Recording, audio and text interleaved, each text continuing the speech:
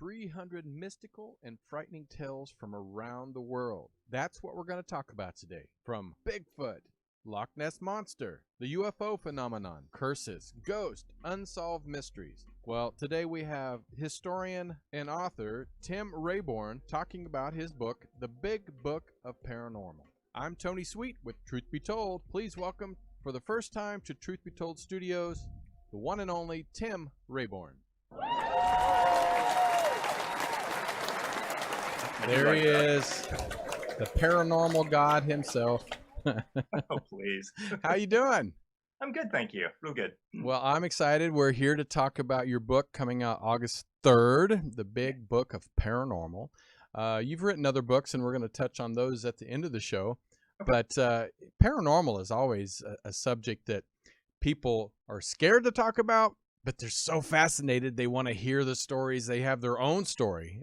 It's like the UFO phenomenon. It's like, I don't believe in it, but one time I had this, it's like ghost and, all these things. So first of all, are you a observer of a paranormal incident before? UFO contact, Bigfoot contact, or are you just an enthusiast like me?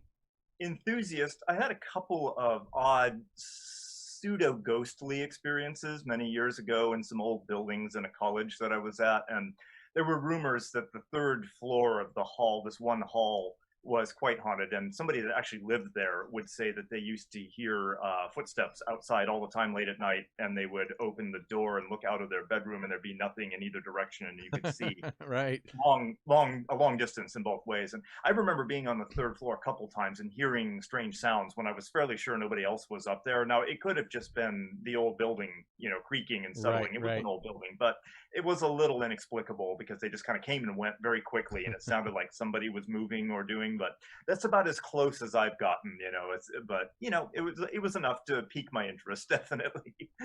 Well, when I was a kid, and people that's listened to my show has heard this several times. When I was a kid, I used to see a ghost in the home I grew up in. Wow. I don't really remember it, but my family used to tell me about me, and I do remember it was an old man. I do remember a little visual, but my family saw a UFO outside of my hometown. In the 70s, they were very present. I don't know what was going on at that time, but there was a lot of UFO sightings.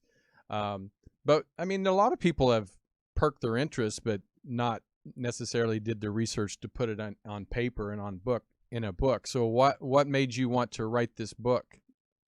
It's interesting. I was a very inquisitive child, and I grew up with a lot of I collected kind of books about strange, unusual stories and such, even as a kid, and I still have some of them on the bookshelves behind me there.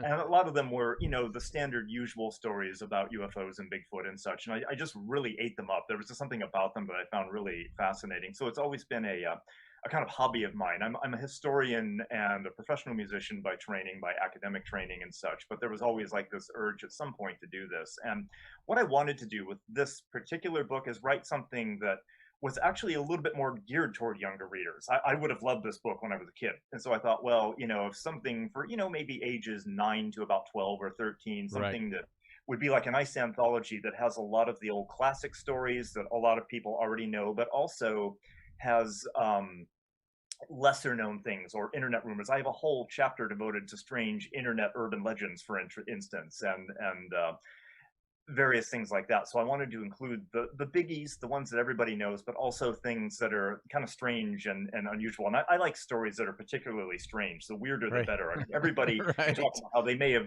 seen a hairy ape in a forest in British Columbia, but when they talk about weird things like a bipedal praying mantis that picks up the edge of their car and tries, so then you're really getting to weird territory there. And yet the people that tell those kinds of stories are as earnest in their own way as people that say they saw lights in the sky or a ghost. So what are they seeing? It's maybe they're just imagining it, but is there some weird veil that we occasionally get glimpses behind for whatever reason? I don't know, but I wanted to create this book as like an intro for younger readers to kind of spur their interest and such. So it's a book of 300 different stories, big book. It's about 500 and some pages long, Oh and wow, it's a great way for that is a big anybody of book. any age really to kind of delve into. It's geared for younger readers, but anybody could enjoy it, I think, at any age. And that was my my goal in writing it, really, is to have a great kind of one volume, a handy anthology reference book to start with. Well, I have to say, you know, I'm 51, but the mentality of 6 to whatever 12 probably fits my my Well, personality. I'm 52, so yeah. I'm like my father. I'm not childish, but I'm childlike. I that curiosity of you know, seeking. That's, you know, I'm also Sagittarius, seeker of truth. So I'm So am always. I. How funny. I am too. Oh, what? So yeah. December? December 10th. I'm December 7th. There Hey, you go. all right. I'm sure I'm quite a bit older than you, but I'm 52, so yeah, I'm actually older than you, I think. So oh, nice, yeah. nice. I'm the youngin. That's always a good thing. But yeah, so the curiosity has always been there. That's never left me since I was a child, and I think I'm excited that you're trying to bring in a younger generation, because even in ufology and a lot of the paranormal, you know, radio podcast host, or there, it seems to be older. They be an older generation. You don't see a lot of younger people talking about it. I don't know if they're just not interested. I don't know if the new technology has distracted them from seeing, you know, UFOs, or seeing the ability to see a spirit or whatever it is. But I'm curious to see if that's part of the issue of technology, is taking their attention away from what is right in front of them. But it's good to bring it to their attention. So thank you for writing the book, Oh, and I'm excited about talking about some of the 300 pieces in your book. I mean, you know, we know a lot of this stuff: UFOs, Bigfoot, you know, ghosts and stuff. But can you start running down some of these?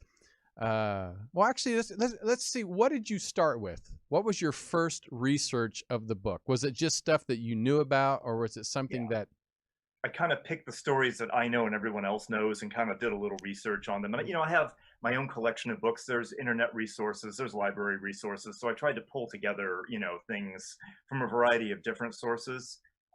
There's six sections to the book. I'm just kind of looking over on my other computer to monitor now to have them. So I don't actually, the book's not printed yet. So I don't have it in front of me. I only have it in a Word file right now. you know you're supposed to know them by heart? No, I'm just kidding. Right? Yeah, sure. No. So it starts with the 6 chapters are ghosts and hauntings, Nice. monsters, UFOs and aliens, mysterious disappearances, urban legends, and a kind of general unexplained that doesn't fit into these other categories. Right. Right. So how does the unexplained, is it like true crime, or is it just a combination of all that just it was hard It's to weird explain? things like people that have slipped through time or gone into other dimensions, they say, or Right. things like that, things that don't necessarily fit some of the other sort of definitions of things. So we have Well, like oh, yeah. go ahead. No, that's it. That's it. Yeah. How do you classify some of these? Because it's like aliens. You know, we've heard about 100,000 different types of aliens. You know, the reptiles and the humanoids. Yeah. You know, grays, ghost. You know, you have your demons and you have your poltergeist. How did you classify that, or did you classify it at all? And what did you see as some of the most dangerous or scariest stories that you studied? Well, ghosts, there are several different, obviously there's several different types of ghosts. You have things like ghosts that seem to actually be able to interact with people. Maybe they make sounds, or they people hear voices, and they use the sort of recordings. Often they'll make in areas, and then they don't hear anything until they play it back, and there's voices, on the Right. on the recording. Then you also have things like poltergeists, which are generally invisible but tend to be violent and throw things around. And there's a theory that those may be less external beings than manifestations, almost like telekinetic manifestations of young people. They often happen in homes with troubled children just entering adolescence. This is a very common thread in poltergeist activity. It often happens with boys and girls who start around the ages of 11, 12, 13. Mm-hmm. Things start getting tossed off of shelves. They start getting broken. Chairs move or get rearranged, but there's never any evidence of a ghost. There's just things that move, for instance. Then you also have another category of ghosts that are almost like just watching a video on replay. And there's the famous story in the ancient city of York in England. There was in one of the basements below I think it's the treasurer's house, which is near the big cathedral, and it's an old medieval building, but the foundations go back to Roman times, and York itself was founded by the Romans. And there was a story of a young man in the 1950s that was down there, and he saw literally come out of the side of one of the walls these sort of transparent figures in Roman dress, and they walked across the room and disappeared to the other side of the wall. But the curious thing about them is that they were only visible from about the knee up. And when they did a little excavation, they found, lo and behold, that just about 2 feet, 2.5 feet under where the floor was, there were the remnants of an old Roman street. So it was like he was seeing a video playback. They didn't interact, they didn't say anything, but it was like he was watching a video trapped in time, a spirit of place sort of thing. So you have really interesting stories like that. And he wasn't the only one to see them. Other people reported them as well. It just seemed to be like a recording of an incident that happened 2,000 years ago that sort of just plays back occasionally there, but they don't interact with people, and they don't go around haunting and scaring people. Right. So there's different varieties of ghosts, and for instance, I tended to put them all together, and I made the chapter a little bit sort of random so that people can kind of dip into it rather than, and that's what I did with all of these chapters. I tried to find things that were, with the UFOs, sometimes it's just mysterious lights in the sky all the way up to alien abductions and everything in between. So I wanted to kind of randomize it a little bit just to give a sense to readers of the huge variety of different types of stories that you can get in these broad general topics. So, yeah. Did you during your research, was it more research of other people's research or just other myths and stories, or did you actually get to interview anyone face to face? I talked to a few people and did a little bit of online canvassing and such, but a lot of it was existing stories and things that I felt should be drawn together in one book as like an anthology of popular stories. Some of these stories only exist on the internet, and of course, as we know, everything on the internet is true. Right. So it's an easy place to draw from. So, no, I tried to be pretty I tried to filter out things that seemed to me obviously really strange or weird, and beyond weird in the sense of interesting and just crazy. So you never know. I mean, I approach each one of these stories with a kind of, as I think I said before, when we were talking before, a kind of open-minded skepticism. I'm willing to believe these things are there. I don't necessarily promote that in the book. I don't say that they're true. I don't say that they're not true. The reader can make up their own mind. But here's the story as the person told it. Make up your own mind what you think about it. There seems to be some evidence that this is very weird. Maybe there's something else to it, but I think that's the best way to approach any of these stories, really. And some of them are chillingly convincing. It's very hard to find a so-called rational explanation for a lot of these, that fits into a nice little package that where we can all just breathe a sigh of relief and say, well, that's that settled then. I think most people would like to do that, but they also crave I think we still crave mysteries as a species. And I think that's why this fascination continues, is that science is incredible. And we're even seeing it, just now with the way that medical science has stepped up, and it's made so much of a difference to our lives.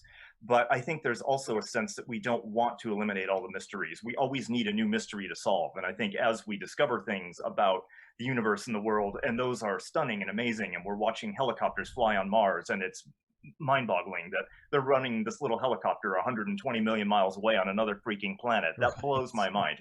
And that deserves all the credit in the world. But I think we as a species are still hopelessly, endlessly attracted to mysteries. So if there's something that we don't understand, it's going to draw us to it until we figure out what it is. And then we have to go find another mystery when we do figure that out.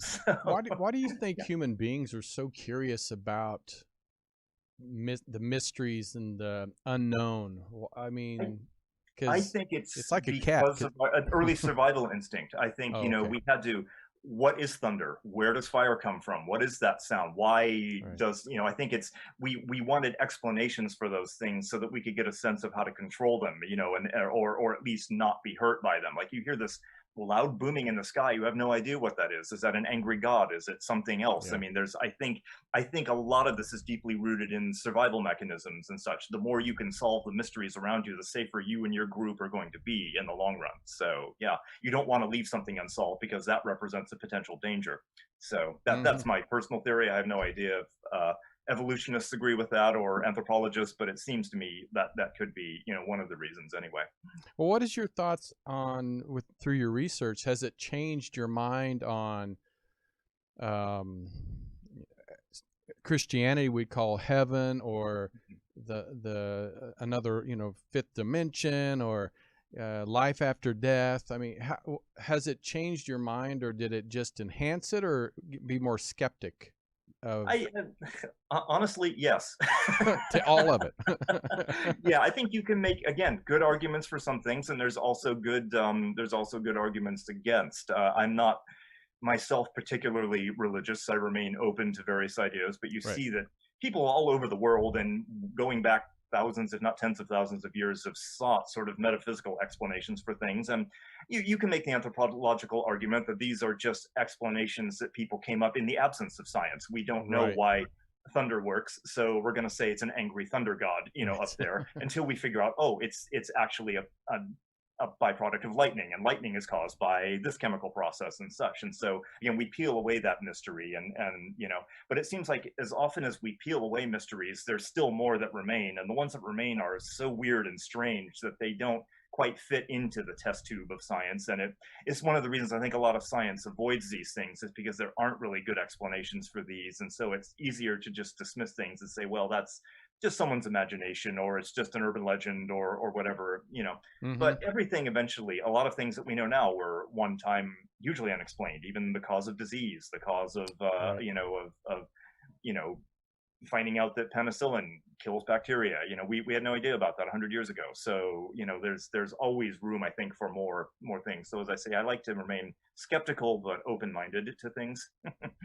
Well, what you said earlier, there was when it comes to the ghost side of paranormal, where it's like sometimes it's like a glitch in uh, for it shows my age, but VCR or streaming. But there's ghost or paranormal that try to relay a message, and then sometimes there's different types of spirits that have their own reasons why they keep coming back. What during your research, what made you, or is there something that made you understand that a little more? Why some people come back for messages? Why some people it is just a glitch of a repeat of history over and over and over?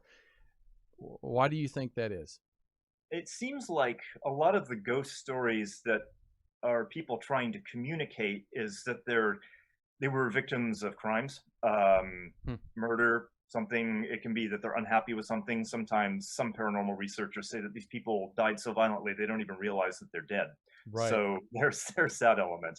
I remember one interesting story. I don't recall if I included it in the book or not. It was about these people that bought a house somewhere in the countryside in England and started having all manner of problems until they were finally able to get a communication from the whatever was there. And apparently they had demolished part of this person's house and built something new over it, and they weren't happy about that. So it's often a sense of Right. still being grounded in the place and unable to let go of that.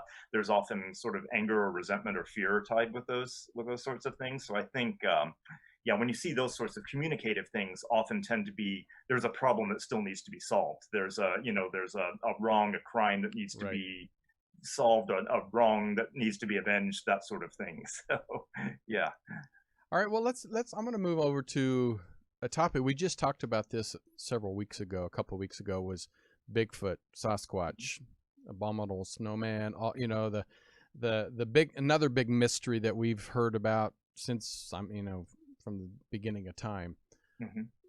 Give us your theory on Bigfoot, and where are some of the biggest stories around the globe on him or her or it? There's, it's interesting because there are the among cryptozoologists there are the type. Oh, there is. She is. They think that was a female. Actually, that's the Patterson video. One of the most contested, hotly contested, Right. pieces of footage in all of cryptozoological lore. A lot of people flat out say it's fake, but other people say maybe not so much. Every couple of years you'll get an article in the newspaper saying, "Yep, it's faked," but then they don't really provide much more in the way of Right. evidence, as far as that goes. It's interesting because there are, like, I want to say almost like materialist cryptozoological approach that think that the Sasquatch may be a survival of a very large ape that was lived in China Huh. well over 100,000 years ago. That's been dubbed Gigantopithecus and may have had the ability to stand up and be anywhere from 6 to 8 feet tall. And they think maybe some of these migrated over the land bridge of the Bering Strait at some time, maybe at the same time that and or about the same time that Native American, the people that became the Native Right. Americans, also started their migration. So there's some theory that maybe this creature is a sort of modern living fossil of something, a very old species of ape that has found a home in the thick forests of British Columbia and the North Pacific Northwest. It's an intriguing theory. The problem is that you also get reports of Sasquatch in other all over. I think they have been reported in every state in the United States except Hawaii, if I'm not mistaken. And that would be quite a thing if they actually did find one there. Right. But you get people saying that they see them in places like the cornfields of Kansas, like you were saying. Right. And there's no way that an ecosystem like that could either hide a creature like that or support its food needs or anything else. So what are they seeing? Are they just making up something? Do they honestly? Yeah, here you go. Here's a terrific. You can see the most sightings you find in places like Texas, but even adjacent to that, you have Oklahoma. You have yeah, it's kind of remarkable. But then why are there so many sightings in Texas where literally right next door in Louisiana and in New Mexico there's Very almost none? small. Yeah.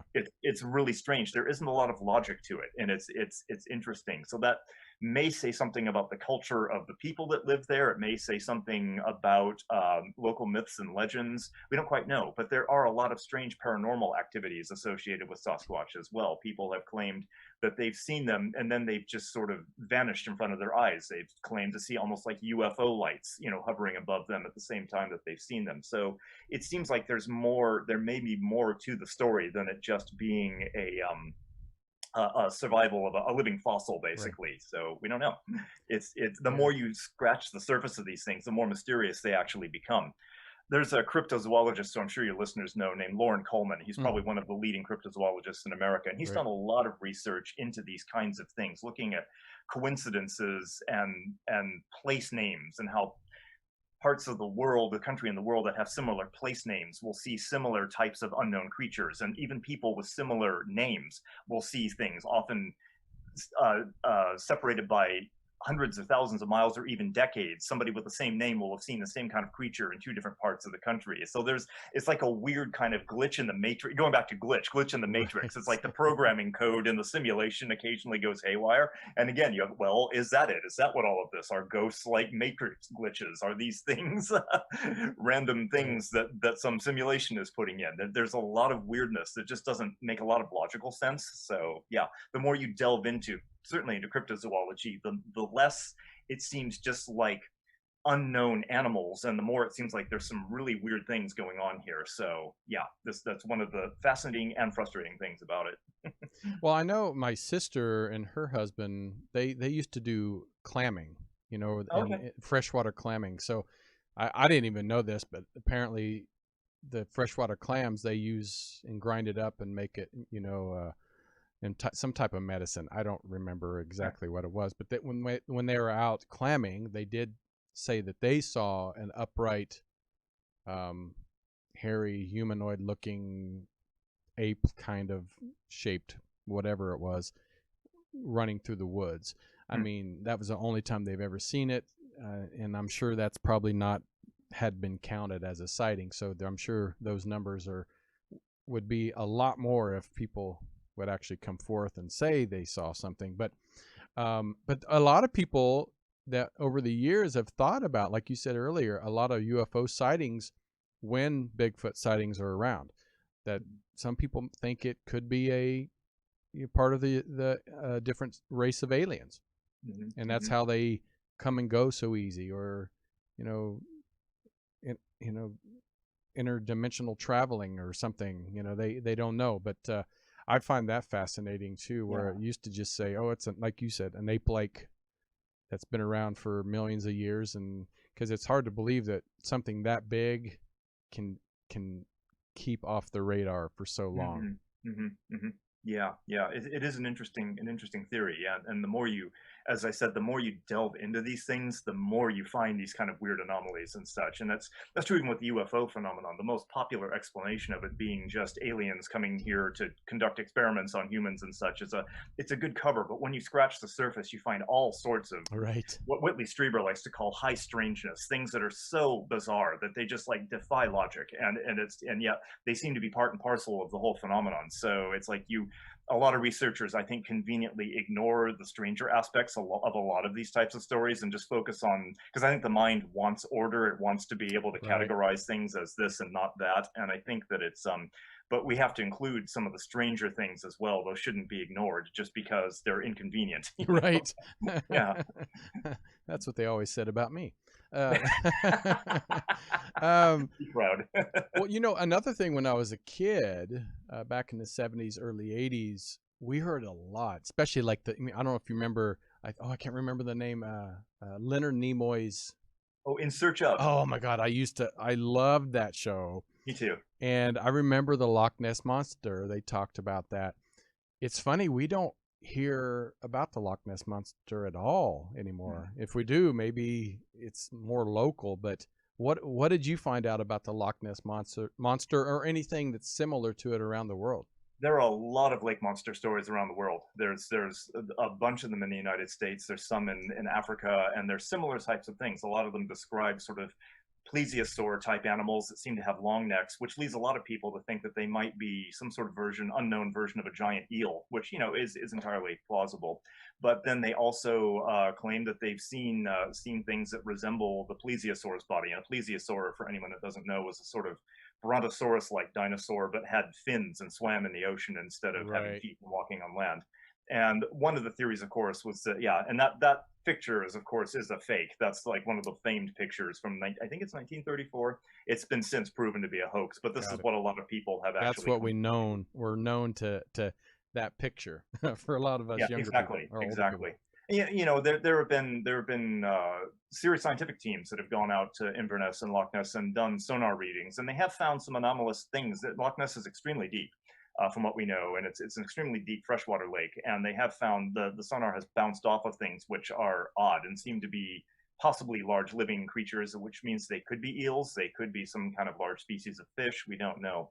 But there's similar lake stories in New York and Vermont. Lake Champlain, which borders Vermont and New York, has a very similar creature that they call Champ, because of Champlain, the lake, and lots of people have seen that.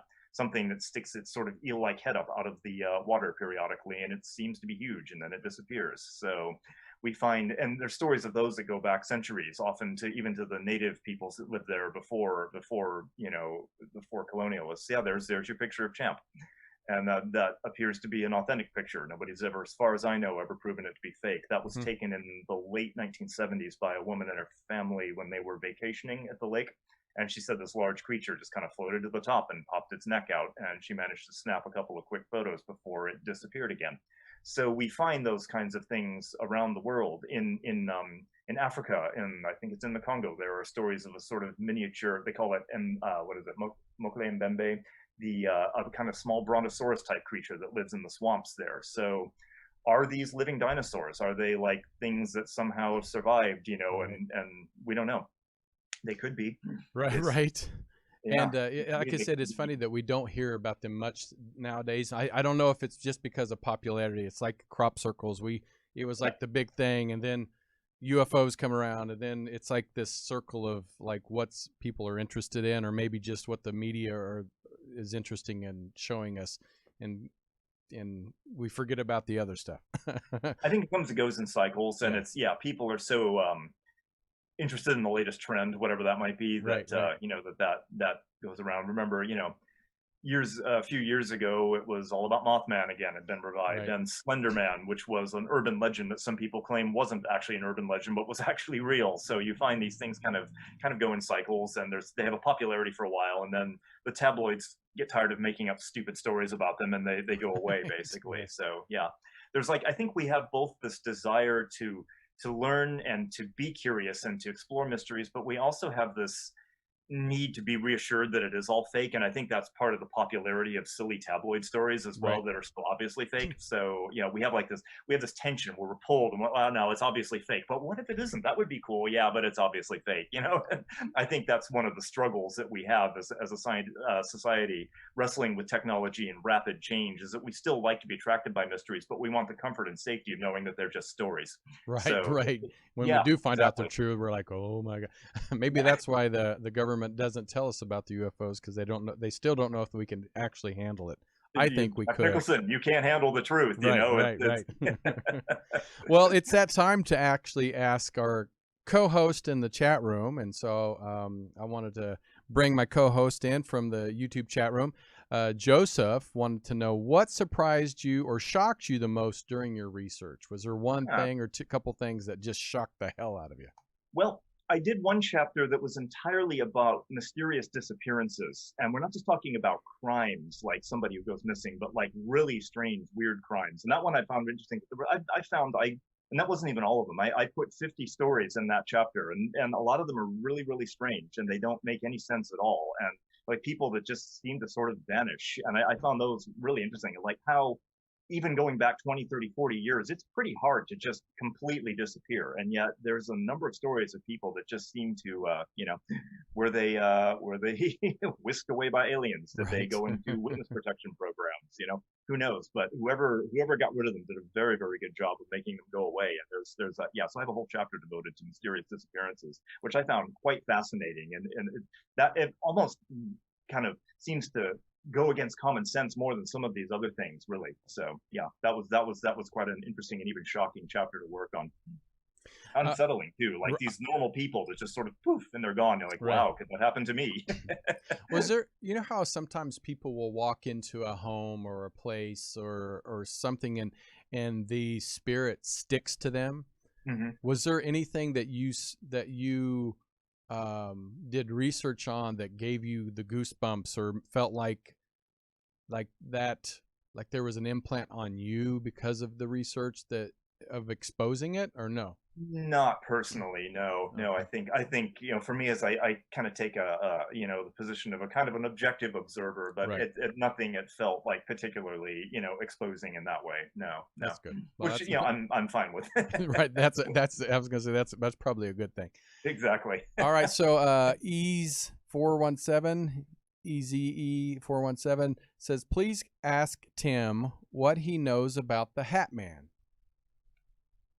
I do not.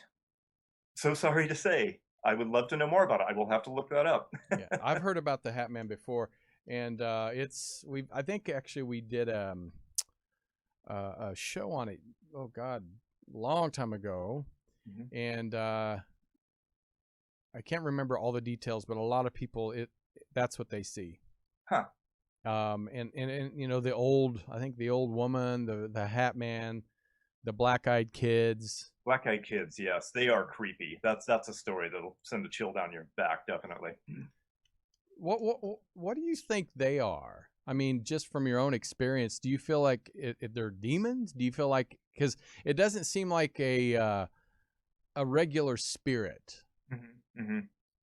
I don't honestly know. I know, again, their stories are kind of shrouded in urban legends at this point in time. It's stories that were told by people who heard it from somebody else. So there's a question of like, do they even exist? And yet there's quite a few stories of them circulating around. The problem is so many of the stories circulate on the internet, which, as we know, is always true. So right. But yeah, the stories themselves are quite unsettling about these entities that seem like vampires. They need to be invited in, and they're very insistent about it, and people get really unsettled feelings about them and like end up slamming the doors or locking their car doors or such, and then eventually they get frustrated and go away. I I think there's something very unsettling about the idea that children could be, vehicles for some sort of evil or something. I think that's something we don't like, and I think that's what made things like The Omen and The Exorcist so powerful as Oh, films. Is that yeah. like the sweet-faced little child suddenly gets these grotesque yellow eyes and fangs or whatever. It's very unsettling to us because it's a mixture of two things, sort of evil menace and childhood innocence that aren't supposed to mix. And I think that one of the things that the Black Eyed Child stories do is they play on that fear of like, here's these kids and they're like anywhere from 8 to 12 years old usually, and yet they seem to want to do something horrible, and yet there's the blackness in their eyes says that there's something really wrong and unnatural and off about them. So I think these kinds of stories, whether they're true or not, they make great sort of urban legends, sort of campfire stories and scaring the crap around it, slumber party type stories, that kind of thing. So yeah, as to what they are, if they exist, I have no idea. But a lot of people from these stories have come away very unsettled by them. So yeah. Well, I before we go into another subject, I want to talk about some of your research when it comes to curses.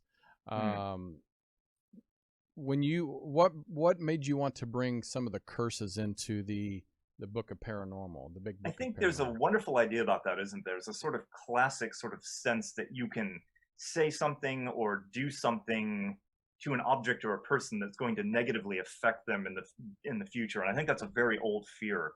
I think the idea of the the sorcerer or the witch doctor, to use a kind of anachronistic term, that can imbue something with their magic, with their power, such that it inadvertently, or deliberately, I should say, causes, and we have stories about things like the Hope Diamond was it cursed, and the stories of Tutankhamun, which was his tomb cursed. And I think in most cases you can rationally show how these are not true, and a lot of the stories associated with them end up being urban legends, and they end up being things that aren't verifiable and such. But I think that there's again probably an ancient fear of that kind of thing. If someone was an outcast, could they actually harm the community? This is where you get the witch hysteria from the 15th and 17th centuries, for instance. And I think it is interesting about, for instance, that the fear of witchcraft. In the Middle Ages, witches were not a big deal. People tend to talk about medieval witch burnings. No, heretics were a big deal in the Middle Ages, not witches per se. Witches were in fact denounced as superstition very much by the church throughout much of the Middle Ages. They started becoming a big deal in the later 15th century, which is right at the time you had the Protestant Reformation and the invention of the printing press and all of these new technologies. And so there was suddenly a great fear of newness that kind of went, so it seems like a certain group of people wanted to retreat back into superstition as all of this new technology and new learning was coming. So with the advance of humanism and the rebirth of the Renaissance, the rebirth of learning and such, all of a sudden you had people sort of taking refuge in superstition, and witches became a much bigger deal from about 1480 through about 1690 up until Salem, for instance, when you would think by then they would have been like silly and completely forgotten. So it wasn't the Dark Ages, quote unquote, or the Middle Ages where people were afraid of them. It was when they were confronted with new learning, people wanted to retreat back to something. And I think that when you talk about cursing and harming people from afar, I think that's it. It's easy to take a kind of a retreat back into that because it can explain why things go wrong. Well, it's a scapegoating thing. Well, this person must have done that to make this go wrong, and I think it provides a simple solution to something that probably doesn't have a simple solution. So yeah. All right. One last question on this book. Sure. Because we've talked about a lot of what we already heard of. Give us like one or two of myths or paranormal that we may not have heard of. Like you didn't know of Hat Man. Right. So I love Sheepsquatch. One of my favorites. Oh yeah, there you go. Tell us about that one. I can read you an excerpt if you like. Please. In the southern part of West Virginia, I'm reading off of my other monitor, so excuse me. In the southern part of West Virginia, something strange has been seen over the last 25 years. Something very strange. In 1994, a former member of the U.S. Navy was in a forested area when he witnessed a creature that should not exist come out of the forest and kneel to drink water from a creek. It was very tall and covered in white fur. It stood on two legs and had a head that looked something like a dog or a sheep, with very sharp teeth and curled horns that looked like those of a ram. It had hands like a raccoon's and a long hairless tail. This bizarre animal drank its water in peace and then went away. Over the next few years, others started to report seeing the gigantic creature in various wooded and remote places. In 1995, a couple driving in a car through a rural area saw a mysterious white furry creature sitting in a ditch. As they slowed to get a better look, it lunged at the car and attacked it. They sped off, but upon arriving home, they noticed scratches on the car where the thing had swiped at it. Interestingly, they said the creature had 4 eyes. So there are more of them, but as recently as 2015, for instance, a group of campers encountered the beast in an Appalachian forest, describing it as possibly 8 or 9 feet tall. Hmm. It rushed down a hill toward them and waded across the river to get to them. They noticed that when the light of the moon fell on its face, it suddenly became afraid and turned around and ran off. So, what is this? Is it are these people on drugs? Is this some kind of were creature? A kind of is it a were ram, a were sheep? Right. Is it an urban legend that people are just having fun telling around campfires? It's very odd, and it's certainly not like your typical Bigfoot story or even Mothman or something. So, is there an 8-foot man sheep running around at Appalachia? You know, we don't know. It looks like a combination of Bigfoot, a sheep, and a werewolf had an orgy. and they had a baby, so maybe that's what it was. Exactly. Well, that's interesting. I've never heard of that one before. So, and I know a lot of people in the Appalachian Mountains and in certain parts of the world. They like you said, they have their own stories and myths. Oh, yeah.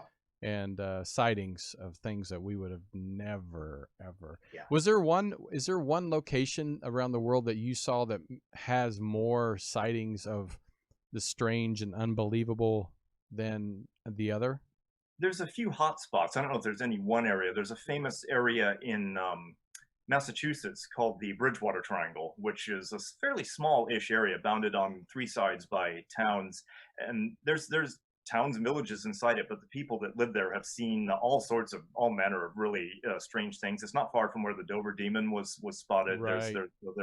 There's that whole area. There's other little hot spots like that around the world. It isn't necessarily big areas, but there might be an area that's about 10 miles by 10 miles where things seem to be like little hot spots. There you go. There's the Bridgewater Triangle. Kudos to whoever's finding these things and putting them up. They're doing a great job. That would be me. Yeah. and within it, you can see where it is. It's sort of in southeastern Massachusetts, going out toward the Cape. And yeah, there's a lot of weird stories about things that have happened there over the years, indeed. So, yeah. All right. Well, because we only just have a few minutes left, I want to talk about a couple of your other books. And Sure. some of these you're going to go, how does this relate to what we're talking about? So, but there is a connection. So let's go ahead and start with Beethoven's Skull. Yes. Well, this is again from my musical background. I've worked in classical and world music for many years, and I've always been attracted to the idea of the strange and the unusual in the arts. And music, like any other art, is filled with people that have done strange, weird, and wonderful things. And so the book is basically a history going all the way back to ancient Greece of like bizarre stories about bizarre deaths, strange murders, disappearances, including things like ghosts and paranormal and such in it, and that have afflicted some of the more famous musicians and composers over the last millennium. So it was great fun to write. It's adjacent to this sort of thing. It's this and its sequels are more human based, but I do touch on sort of ghost legends and curses and things as well, because there are ample stories and many examples of those in music, theater, and dance. All right. What about this one? Same thing. Dance. It's looking at dance going all the way back to like ritualistic dances and even to prehistoric times and what they might actually mean. But looking all the way up through things like the waltz and other dances, stories of dancers who have died and yet their ghosts will not leave their tombs, that sort of thing. So yeah. Mm-hmm. Well, I mean, and then I think we have one more. Is it Shakespeare's Ear? Ear. Mm-hmm. Yeah, tell us. Does the same thing for theater. That's, yeah. Whole chapters on Shakespeare and on theater and theatrical. The theater, of course, is notorious for its superstitions. Right. There's endless numbers of, you're not, again, the joke of you're not even supposed to say the word Macbeth if you're not in a production of it, and you're on a theater stage and it accidentally comes up, you have to People take this seriously. A lot of actors take this seriously. You have to go through some sort of ritual. You have to like turn 3 circles and apologize and go outside and knock on the door 3 times to be let back in, or otherwise you will curse the production. These Right. wonderful sort of bits of sort of theatrical lore and superstition that have been passed down over the years. There's a lot of superstition in the performing arts. People that think, well, I always have to wear this particular watch, or when I play violin, I have to make sure I have this, this ring on, or if I don't dance with this, keep this old pair of dancing shoes with me, even though they're worn out, something terrible will happen to me. That, superstition runs wild throughout the arts, and it's great fun to read about those and see, who believes what and how deeply it can affect our art. Yeah. Well, I find your books fascinating. I find the new book coming out August 3rd of this year, the Big Book of Paranormal, and I appreciate how you chose your 300 mystical and frightening tales. Keep people busy for a while. So yeah, I'm sure. How long did it take you to write that book? Probably about 5 or 6 months when I got down to the actual writing. So yeah, that's pretty quick to get all those. Short. I wanted to keep them kind of bite-sized. The point of the book is that you can dip into it. It's not in chronological order. It doesn't follow. So you can literally open up to any page and there'll be a story you can read. I wanted to keep it kind of kid-friendly that way. So like literally just open the book and read a story whenever you feel like. That's what's appealing about it. Well, I thank you so much, Tim, for being part of the show. And you can go to Tim Rayborn. RAYBORN.com. That's where you can see all his books and what he's doing. You can pick up his book on Amazon, pre-order, and even Simon & Schuster. And I really appreciate you doing this book and being on the show to keep us the mysteries alive. So yeah. And I want to thank everybody in the chat room. Listen, you guys are great. You're a great co-host. And stick around. We have another show right after this, celebrating Contact in the Desert coming up in June. And go to truthbetoldworldwide.com. Check all of our shows coming up. And also, please subscribe and share this show. I'm sure Tim would appreciate it too. So, Tim, thank you so much. Until next time, I'm Tony Sweet with Truth Be Told. Don't go anywhere. We'll be right back.